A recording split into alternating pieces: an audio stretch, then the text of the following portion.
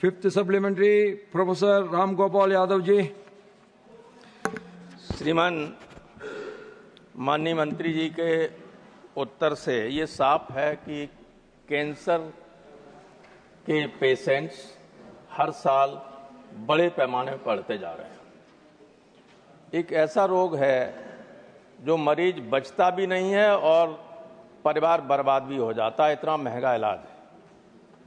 चाहे आप कितना ही कहें, ये PMSSY या PM-JAY के माध्यम से 5 लाख रुपया तो 5 कीमो के बराबर नहीं होता है, और वो भी एक परिवार का है। तो मैं ये जानना चाहता हूं कि ये जो रोग बढ़ रहे हैं, इनके संबंध में सरकार ने कोई रिसर्च, कोई इस तरह की किसी कमेटी के द्वारा इस पर अनुसंधान कराया है? कारण क्या है इसका?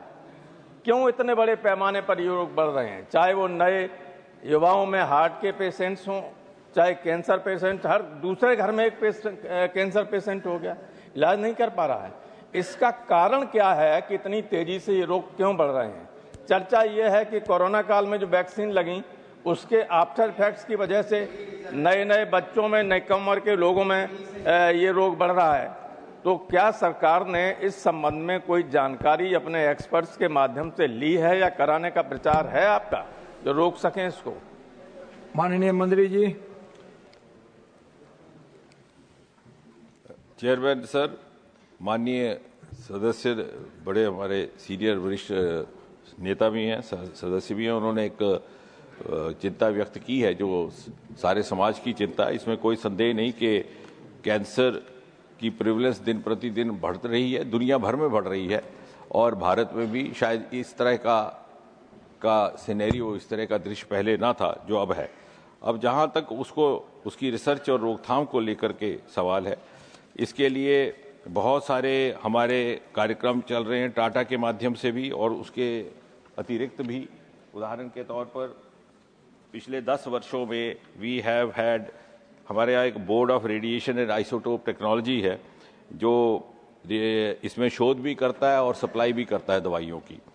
इसमें लगभग जो हमारे radio active sources, radio pharmaceutical products होते हैं जो डायग्नोसिस में भी काम आते हैं, ट्रीटमेंट में उसमें भी किया जा रहा है। उसमें ही हमारी कुछ एक तो कैंसर होता है, जैसे आपने ठीक कहा, कैंसर के साथ साथ कैंसर के इलाज की वजह से भी बीमारी होती है। तो ना केवल हमारा शोध केवल कैंसर की छानबीन, जानकारी और उसको अध्ययन करने तक सीमित है, बल्कि कैंसर के कीमोथेरेपी या रेडियोथेरेपी के जो आफ्टर इफेक्ट्स है उसको कैसे रोकथाम किया जाए, उस दिशा में भी हम बढ़ चुके हैं। उदाहरण के तौर पर अभी हाल ही में क्लोरोफाइलिन एक नया सॉल्ट इजाद किया गया है जो कि हेमरेजिक सिस्टाइटिस, कई बार रेडियोथेरेपी जब प्रोस्टेट के लिए थे या किसी और के लिए थे तो ब्लैडर में इन्फेक्शन हो जाता है बिकॉज ऑफ, या हेमरेजिक सिस्टाइटिस हो जाता है because of the radiotherapy effects.